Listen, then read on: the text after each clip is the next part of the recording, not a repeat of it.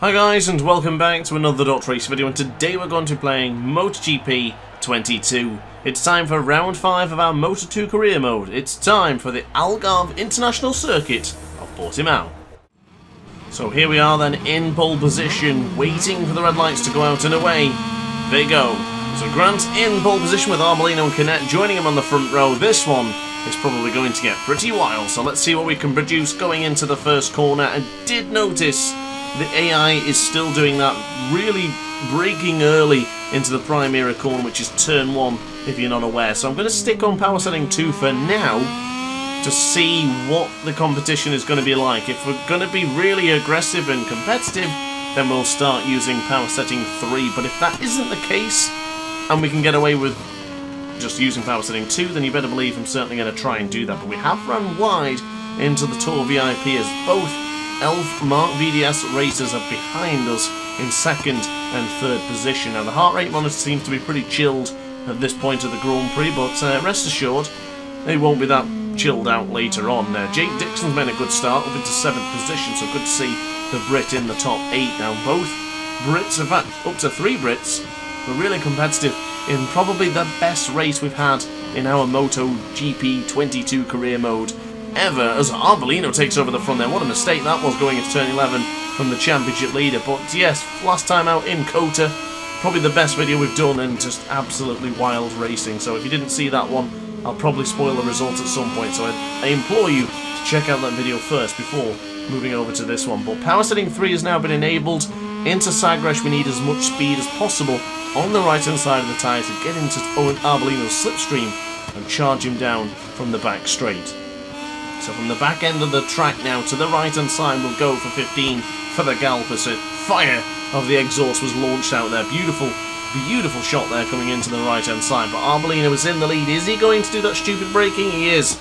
So as you can see, he lost a hell of a lot of speed going into the Primera corner. Not entirely sure why the AI does that. And considering that, oh my goodness, so slow to the right hand side there. I just couldn't even move. Arbolino, what are you doing?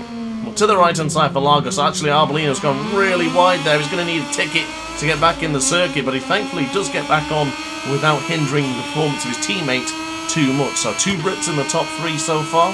Pretty good day for the UK. But now to the left hand side we will go. Tour VIP corner for turn 5. Really close to the rear of Sam Lowe's there. Almost Dunlop on Dunlop as we really got close for the 5th corner. But now getting to this part of the circuit, mistakes have been made. Oh, what a moment! Oh my goodness, I thought that was it. I thought that was it. I thought we were down. We have dropped dramatically, but my goodness, what a save. That was intense. That was really intense. And ironically, oh, Chantra's down. Ironically though, we did use Iagora to stay on board the motorcycle there. And of course Iagora did that this year in MotoGP in real life in Qatar, when he bumped into Augusto Fernandez, I believe it was. I can't remember on the top of my head, but yeah, he saved himself from crashing by bumping into another rider, and we've basically done the same. My goodness, what a wild one this one has been to start the Grand Prix. Just 2 laps of 6, you're not even completed, that's just lap 2 of number 6, but 1.9 seconds is the gap to both Elf Mark VDS racing bikes. So goodness me, we've got a lot of work to do from here on out, but the AI is going to struggle here. Do we have a chance to take down some positions as we now go firm on the brakes for the first corner? Fastest man on track, your British rider, Sam Lowe's with a 1:43.344 as we go wide into the right hand side. Be very careful rejoining the track on those rumble strips. It can be absolutely lethal, and Tony Arbolino's down. Arbolino is out of the Grand Prix for now. Crashing in the lead is certainly not what the team ordered. Mike van der Straten will be livid with Tony Arbolino. That's a big blunder to make here in this Portimao GP. Sam Lowe's in a great position. Aaron Canet in second, and Iagora looks to be chasing them down somewhat, so it's a good idea to try and get onto the slipstream of Iagora. But I'll be honest with you, this one's proving to be tough. The qualifying didn't seem difficult at all. We were really fast in the practice and the qualifying, but unfortunately here in the race our stock bike is dropping ever so slightly, so we're going to have to really push now to try. Oh my goodness, Iagora's bit the dust, and so has Aaron Canet. Oh, Aaron Canet's his lifeless body in the middle of the circuit there is Marcel Schrotter Schrotter has been quite aggressive with us this season, and there he is once again on screen, giving us a big don't argue to the Portimao corner. But we're going to try and take the defensive position and keep away from Marcel Schrotter at this stage of the Grand Prix. So now to launch the motorcycle over to Sagres for turn 14. A little bit wide, but you can do that. It's just cutting the corner there too tight to the apex. We're still trying to play the defensive manoeuvre up against Marcel Schrotter, but look at the gap that Sam Lowes has right now. He is riding like a man possessed. Sam Lowes take a bow in the lead with a 2.8 seconds advantage. We're going to cross the line. It's our fastest lap, but my goodness, that is not a fast lap, dare I say so myself. But to the right-hand side for the Primera corner, it's all about defending against Mr. Schrotter behind. The German is on the prowl, he's on the hunt, and you better believe he has what it takes to beat us, so just be really careful. Great sign that we don't see Pedro Acosta anywhere up there in the top 10, so we're going to be taking, or at least adding to our championship lead at this point of the season, which I'm a little bit disappointed by in some way, because we've had some tough races, but we've still really come out on top every single time, as Marcel Schrotter came close to bumping us off the bike there, but thankfully both men stayed on board their respectable motorcycles as we now go to the right hand side for the 8th time this lap, or excuse me, the 4th time this lap, as we now continue to push with Jake Dixon behind, another Brit fancying a podium. Now Jake Dixon was disappointed. Oh, Marcel Schrotter! Whoa, Marcel, take a bow, son. That was impressive, but Dixon slides it up on the inside for turn 11, not quite. Grants holds the line. Jake Dixon was disappointed in USA last time out, missing out on a potential podium, and actually was really close. I don't think he wants to miss out this time, and I'm sure he has the potential to get on there, depending what Schrotter and Grant can do ahead of him. Great to see Simone Corsi up in the top 6 as well. The MV Augusta man loving life up there in the top 6. That's an excellent result from him so far. But this lap is going to be very curious to find out now which lap times is which rider going to put in. So Marcel Schrotter seems to be pretty fast. We're using slipstream. We need to get out that slipstream in case he breaks really early. But the fastest man on track is still Sam Lowes with a 1:43.344. Doesn't seem to be budging from that spot. He's very confident. Marcel Schrotter did not see the lunge coming there. I couldn't see a thing. There was no way I could have preempted that Marcel Schrotter was going to make a dive bomb of the century. My apologies to Schrotter for bumping him up, making contact with the German, but unfortunately there's not a lot I can do on this penultimate lap. I think he was just a bit too eager and aggressive going into the right hand side for the Primera corner. There's just not much I can really do right now, and honestly there's not much I can do about Sam Lowes either. Sam Lowes has been dominant in this Grand Prix. Oh, and what a move from Jake Dixon up on the inside. The Brit takes the Brit, and that is now a Great Britain podium.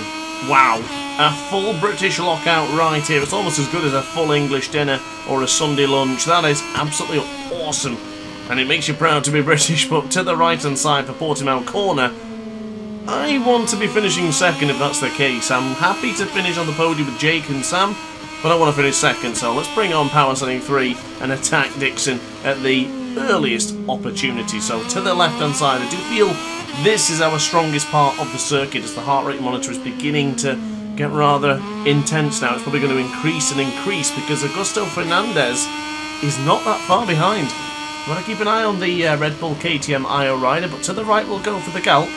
Keep it in nice and tight, bring on the power, get power setting 3 back on, I think, so we've got half a lap of fuel remaining. It should be enough. We should be good, but 4-second gap to Sam Lowes. It's all about these two now, and look how early Jake Dixon braked, look how strong we were braking to the right hand side there for the Primera corner. Dixon playing a defensive line. We're right on the cusp now of attacking Jake Dixon, but it just depends where we go. Oh my god! Sam Lowes is down! Lowes is down! Dixon's gone wide. Grant has a chance now. We all three of us going wide into the corner. Oh my god, what contact was been made there into the 4th corner. We got absolutely punted wide from Dixon after we try and regain the position. That was intense. That was extremely scary, as a matter of fact. I thought all 3 riders were going to go down, and Sam Lowes out of nowhere as Augusto Fernandez almost punts us. As 4 seconds advantage has disappeared. It's gone, but somehow managed to get back on the bike and still lead this Grand Prix here in the Algarve. Is there going to be another tale in this story on the final lap here in Portimao? What is going to come next, ladies and gentlemen? What a wild race this has been. Maybe not as chaotic as the... maybe it has been in some way because there have been a lot of crashes. But of course the Circuit of the Americas race was by far the best race we've had so far. But the heart rate is increasing. I'm pushing ever so hard now to get to Jake Dixon. He's been excellent on that gas. He's 0.3 of a second ahead of us. We can't seem to close him down, but I really don't want to ruin my streak. So far this season I've had a second, a first, a second and a first. This one has to be a second to keep that streak alive. But nonetheless, we should finish on the podium no matter what, as long as everything goes swell into the final corner for the gal. Keep it in nice and tight, and we've got to get the slipstream, but I don't think it's going to be enough. But can Jake Dixon dethrone Sam Lowes here in Portimao? It doesn't look likely. It looks like Sam Lowes is going to win here in Portimao with Jake Dixon second, and Matt Grant takes another podium in Moto 2. There it is, guys. God save the Queen. 3 British riders on the podium. That is great to see. But Sam Lowes wins, Jake Dixon in second, and Grant in third place. So looking at the championship standings, with no sign of Pedro Costa in that Grand Prix, Grant has now got a 43 points advantage ahead of Sam Lowes. And Jake Dixon, after that brilliant second place, puts himself in 4th spot in the championship hunt. This is turning out to be a pretty nice day for Rule Britannia.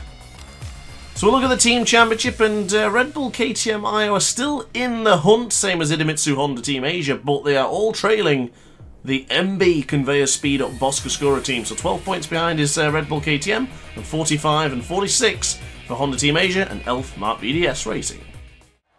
So guys, truly another epic race in Moto 2. Moto 2 has been excellent so far, and I am really enjoying this series, and I hope you guys are too. And if you are, let me know in the comment section down below. Like the video, subscribe, and do all that good stuff to help the channel grow. And upon that note, guys, I guess I'm going to say thank you, and I'll see you in the next video. Ciao for now. Oh hi, didn't quite see you there. Good to see you're still here. If this video didn't quite sate your appetite, then why not watch some more DrAce content by clicking the video shown on screen now. Furthermore, if you would like to follow me on social media, you can do so now with the links down in the description. Consider subscribing so you don't miss a single DrAce video.